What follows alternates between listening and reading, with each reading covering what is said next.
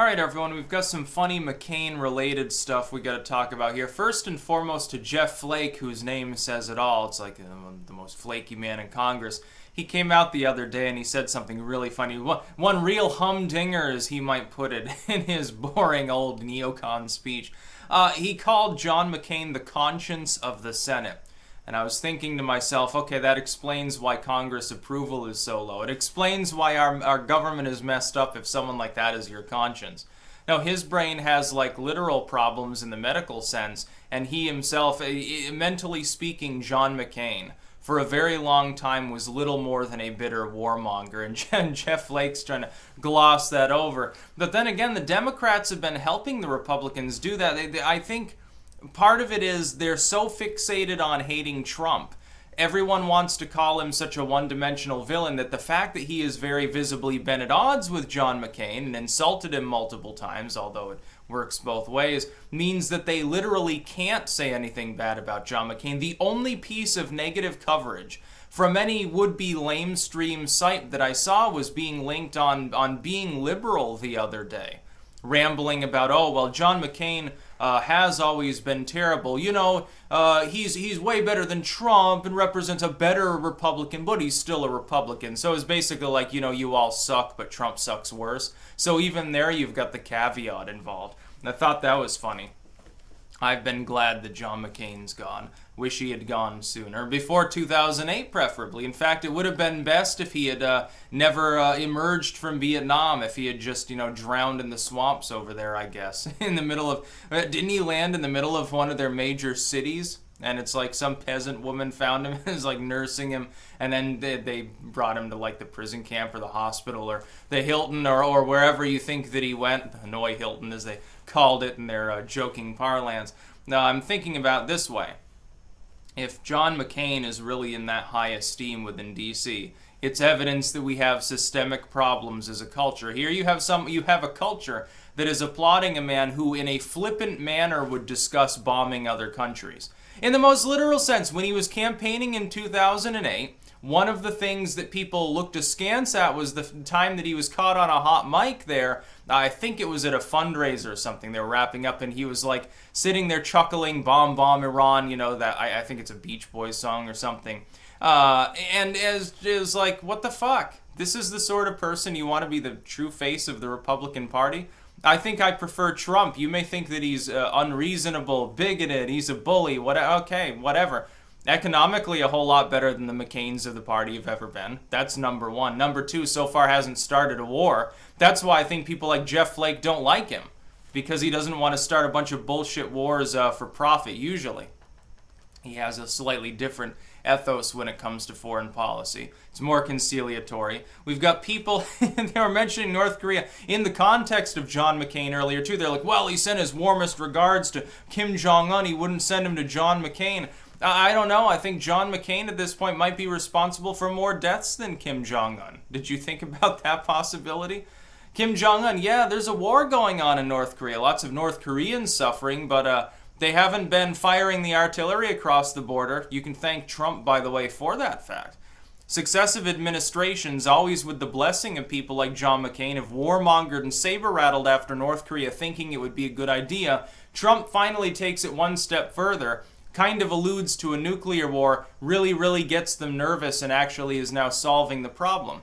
I think that's why the Republicans don't like him. That, and he intends to actually do something about immigration. Oh my goodness, where would they get their unskilled labor from so that they could exploit them? The Republicans love to exploit third world migrants. They like to work them like slaves and then bury them out in a ditch when they die because there's no worker protections. Sort of like the Democrats don't want to solve the problem either. It's like they're all in the same boat together, huddled against the storm that is Trump.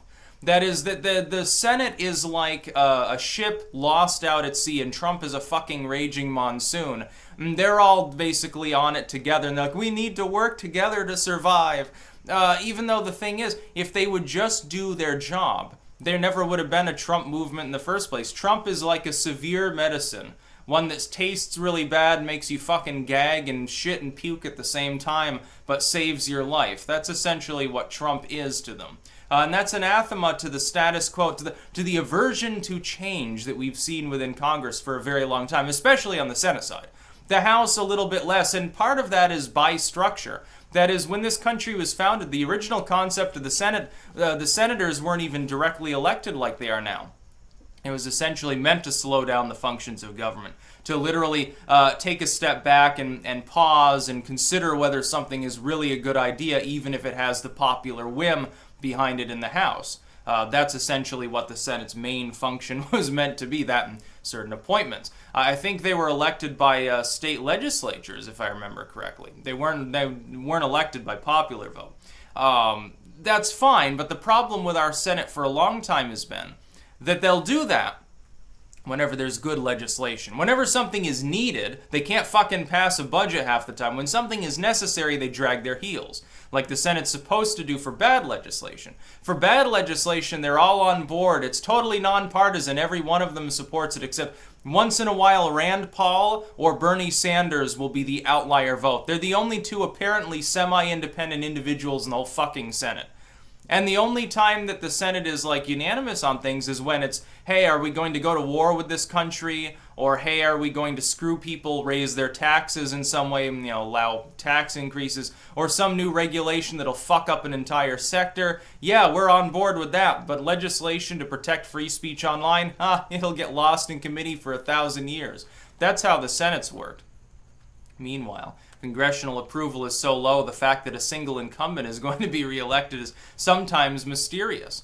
That's because everyone tends to reelect their local senator or representative or whatever, but they never like any of the others. Only theirs because, they shook their hand once 20 years ago because they're basically in there for life. I think the Senate is dysfunctional. I think Jeff Flake is a dysfunctional individual. Look, the Republican Party, for a while there, it looked like they had reformed. They were going to do their job that, they were hired to do. Trump was in there. He was going to at least slightly clean up the functions of the GOP. Now it looks like, no, they're just going to lock everything down. They've decided, it seems, to try and throw the midterms. They're trying to throw the House to the Democrats, I think partially to exonerate themselves of having to work with Trump. I really think that. Now in the Senate, they'll do fine. It's almost a foregone conclusion. Now with John McCain gone, it'll be better because you've got one less very visible never-Trumper. So I suppose Trump gets Kavanaugh. He probably gets a third Supreme Court justice. If he gets a second term, he probably does really well because he can crush them back underfoot. But it looks like the House Republicans really are basically just a bunch of Democrats at this point. That's what it seems. I think Jeff Flake is terrible, and I think if the Senate considered John McCain to be a piece of its conscience, I think that that's a really shitty, warped conscience. Sort of like the conscience of a psychopath, I suppose. That's about all. Peace out.